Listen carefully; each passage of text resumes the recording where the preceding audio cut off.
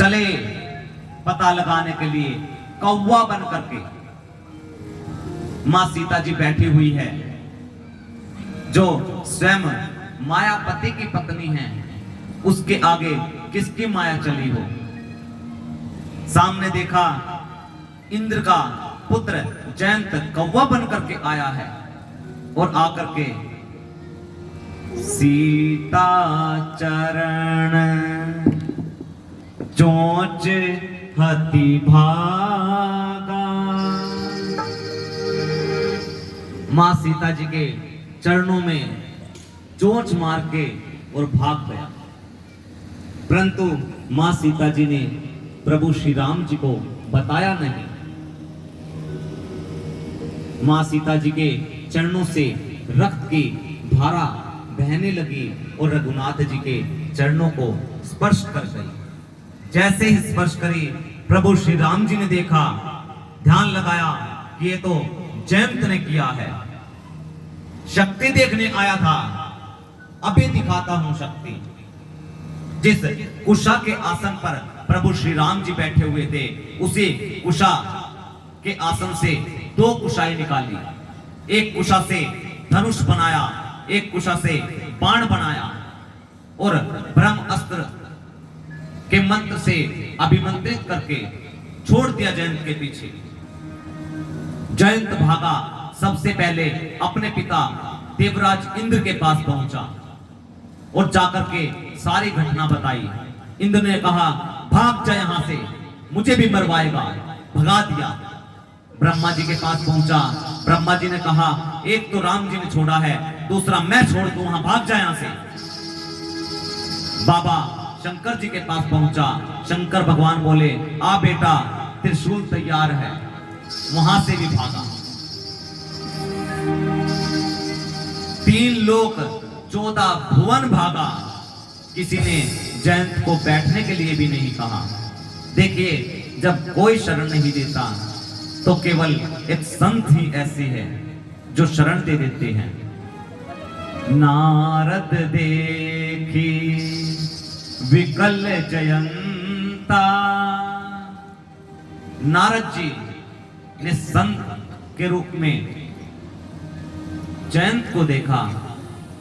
कहा कि जयंत, कहां भाग रहे हो। जयंत ने कहा, भागने दो, यदि रुक गया तो जो पीछे ये ब्रह्म अस्त्र लगा हुआ है ये मार देगा, नहीं रुकूंगा। नारद जी ने कहा, रुक तो सही। जयंत बोला कि नहीं रुकूंगा। नारद जी बोले, रुको, मैं करूंगा समाधान। जयंत रुक गया। सारी घटना नारद जी को बताई। नारद जी ने कहा, दुनिया वाले मारते हैं तो श्री रघुनाथ जी बचाते हैं, तुम्हें तो रघुनाथ जी ने मारा है, तुम्हें कौन बचाएगा। और जयंत, यदि इस ब्रह्म अस्त्र को तुम्हें मारना होता तो कब का मार दिया होता। ये तो तुम्हें ये बताने के लिए आया है कि जिन्होंने तुम्हें, तुम्हारे पीछे मुझे छोड़ा है, उन्हीं की शरण में चला जा। अगर उनके शरण में नहीं पहुंचा तो 3 लोक 14 भुवन घूमना, कोई तुझे मुझसे नहीं बचा सकता। नारद जी ने कहा जैन से कि जा, अब भी समय है, भगवान के श्री चरणों को जाकर के पकड़ ले। प्रभु श्री राम जी के पास पहुंचा, चरणों को पकड़ा। राम जी ने कहा, दुष्ट, फिर आ गया तू। जयंत ने कहा, हे प्रभु, पहले आपका प्रभाव देखने आया था। राम जी कहने लगे, फिर अब क्या देखने आया है। जयंत ने कहा, हे प्रभु, अब मैं आपका स्वभाव देखने आया। राम जी ने जयंत को माफ कर दिया। केवल एक आंख निकाली जयंत की। क्यों निकाली, इसका भी एक कारण है। कभी ऐसा ना हो कि राम जी के द्वारा छोड़ा हुआ ब्रह्म अस्त्र विफल हो गया। यहाँ पर भगवान शंकर जी मां पार्वती से कहते हैं कि देवी, जयंत ने तो इतना बड़ा अपराध किया था कि उसके प्राण ले लिए जाए, परंतु रघुनाथ जी ने क्षमा कर दिया।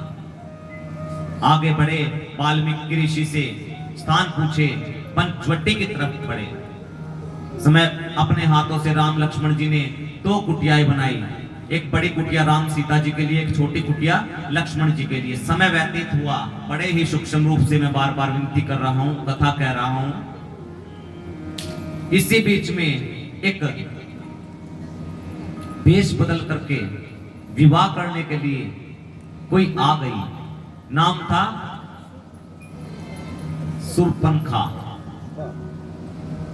सुंदर रूप बनाए, जैसे जैसे प्रभु के पद चिन्ह दिखाई दिए, पहुंची और देखती है, राम जी को देखते ही कहने लगी, तुम सम पुरुष न मोह सम नारी, यह संजोग विधि रचा विचारी। तुम सम पुरुष न मोह सम नारी, यह संजोग विधि रचा विचारी। कहने लगी, तुम्हारे समान पुरुष नहीं, तुम्हारे समान पुरुष नहीं, मेरे समान नारी नहीं, ये हम मिलाए नहीं गए।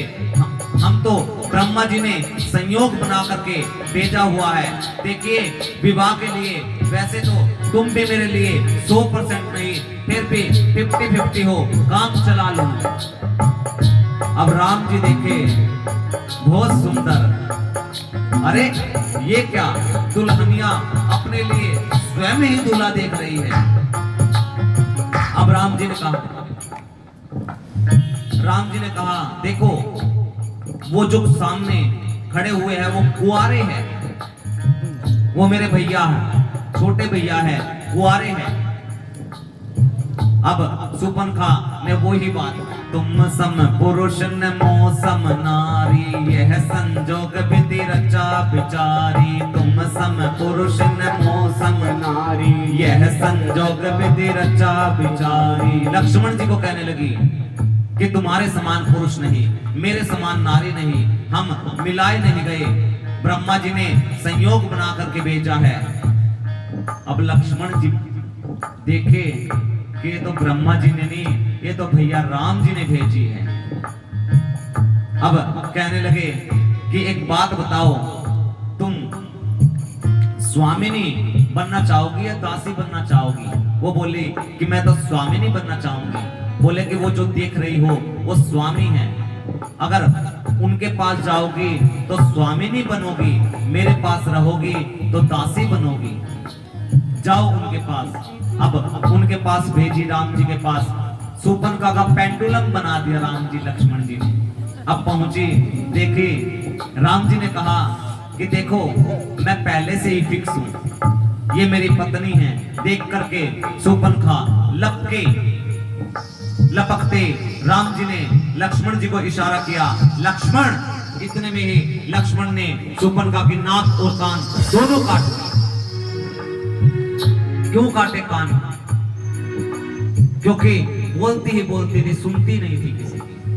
अब लक्ष्मण जी ने कहा कि जा और जा करके रावण को कह देना कि प्रभु श्री राम जी ने चुनौती भेजी है।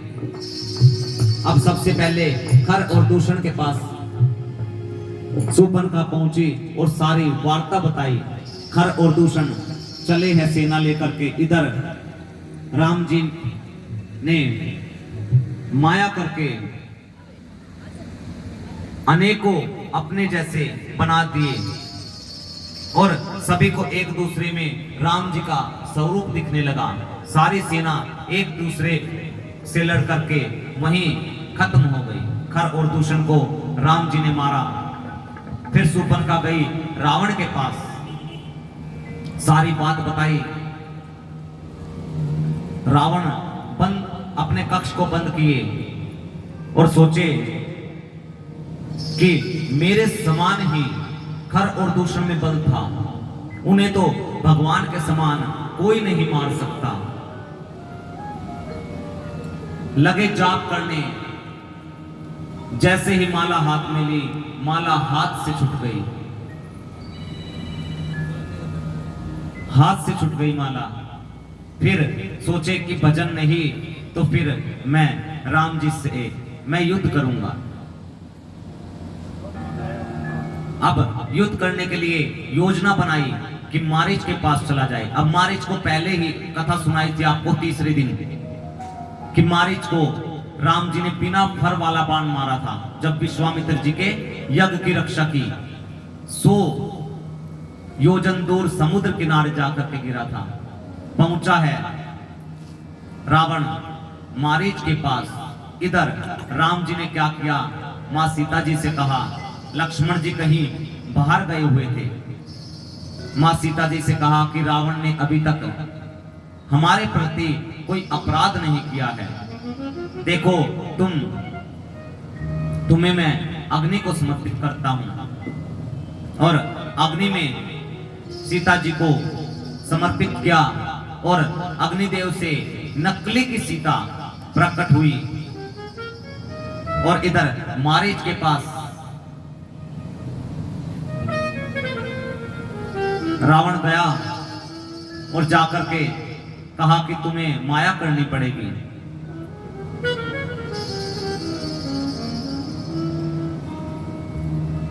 माया करनी पड़ेगी। मारीच ने कहा कि क्या करना है महाराज बताइएगा। देखिए मारीच जो है रावण का मामा लगता था। तब रावण ने कहा कि राम और लक्ष्मण है। जैसे ही मारीच ने सुना राम, वो पिछला जो बिना फर का बाण लगा था वो याद आ गया। बोला कि नहीं। रावण ने कहा कि या तो चला जा, मैं तुझसे कह नहीं रहा, आज्ञा दे रहा हूं, अभी चला जा तुरंत, वरना मेरे हाथों मारा जाएगा। मारीच ने सोचा कि इस दुष्ट पापी के हाथों मरने से अच्छा है कि मैं प्रभु के हाथों मर करके गति को प्राप्त हो जाऊं।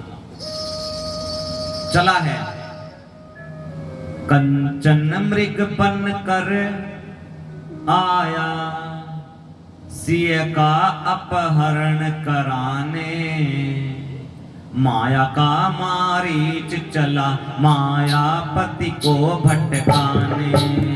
कंचन मृग बन कर आया, सिय का अपहरण कराने, माया का मारीच चला मायापति को भटकाने। जो स्वयं मायापति है।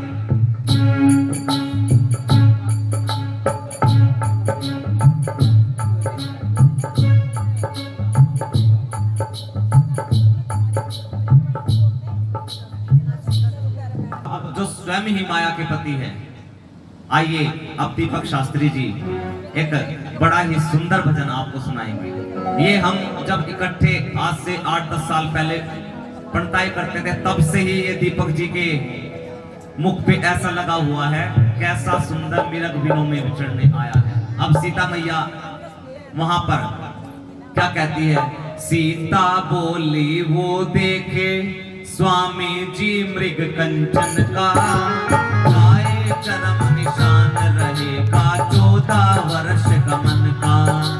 सीता बोली वो देखे स्वामी जी मृग कंचन का, लाए चरम निशान रहेगा 14 वर्ष गमन का। लाए चरम निशान रहेगा 14 वर्ष गमन का। अब राम जी दौड़े। अब सीता मैया क्या कहती है, आइए बड़े ही सुंदर भाव से तालियों की सेवा देते हुए। गुरु श्यावर रामचंद्र भगवान की। सभी माताओं बहनों ने साथ में बोलना है, तालियों के साथ साथ। माता सीता जी यूट्यूब वाले भैया राम जी से कह रही हैं क्या को